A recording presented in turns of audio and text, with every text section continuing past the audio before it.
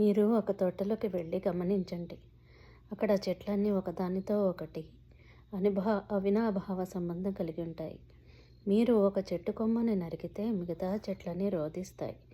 ఒకసారి నాకు తెలిసిన ఒక అతను తన తోటలో ఒక గేటు పెట్టాలని 2 చెట్లని నరికేశాడు. నరికేస్తే అవంతటా అవే కింద పడిపోయాయి. తమతో పాటు పచ్చగా ఉన్న సోదరులను అలా అర్థాంతరంగా నరికివేయడంతో భరించలేక ఆ బాధతో మిగతా చెట్లన్నీ మరణించాయి. మనందరం ఒకప్పుడు ప్రకృతితో కలిసే ఉన్నాము, కలిసే జీవించాం. కొండల్లో, కోనల్లో, ప్రకృతిలో కలిసి జీవించాం అన్నమాట. మనం చెట్ల వద్దకు వెళ్ళినప్పుడు వాటితో మాట్లాడచ్చు, అవి వింటాయి కూడా. మనకి అలానే చెట్లు, పువ్వులు, కాయలు అనేవి వస్తూ ఉంటాయన్నమాట. అవి సంతోషం అనిపిస్తుంది కదా మనకు. మనం తోటలో అటు ఇటు తిరుగుతున్నప్పుడు మన మనసుకి ఆహ్లాదంగా, ఆనందంగా ఉంటాయి.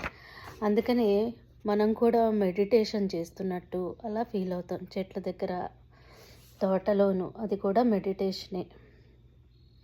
ఆ చెట్లు వందల సంవత్సరాలు ఏ ఆహారం లేకుండా ఎలా ఉంటాయి చెప్పండి. మనం పార్కుకి వెళ్తే ప్రశాంతంగా ఉంటాం కదా, చెట్లన్నీ చూస్తూ వాటికి మనం ప్రశాంతంగా ఉన్నట్టుగా ఫీల్ అవుతాము. కాసేపు కూర్చుంటాం కూడా. అటువంటి చెట్ల క్రింద మనం కాసేపు కూర్చుంటే శరీరంలో ఈ కాస్మిక్ తరంగాలు అంటాం. కాస్మిక్ తరంగాలు అనేవి చెట్ల నుంచి మనకి అనుభవించిన ఫీలింగ్ని ఏదైతే ఉందో దానిని కలుగజేస్తాయి. అద్భుత వృక్షాలు మన దేశంలో కూడా కొన్ని చోట్ల ఉన్నాయి. పవిత్రమైన తిరుమల కొండపై అటువంటి వందల సంవత్సరాల వయసు గల వృక్షాలు ఎన్నో కనబడతాయి.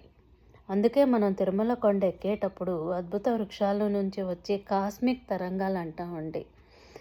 అవి మనకి తారసపడుతూ ఉంటాయి చెట్ల దగ్గర నుంచి.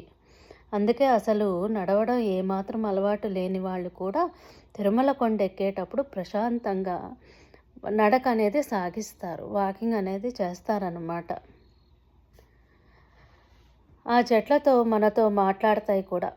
అయితే ఆ భాష, ఆ యొక్క సందేశాలు మెదడులో అర్థం చేసుకోలేం, కానీ మన ఆత్మకి తెలుస్తుంది. అందుకే ఒక్కొక్కసారి మనం పార్కుల్లోనూ మన గార్డెన్లోనూ మాట్లాడేటప్పుడు అవి వింటాయి.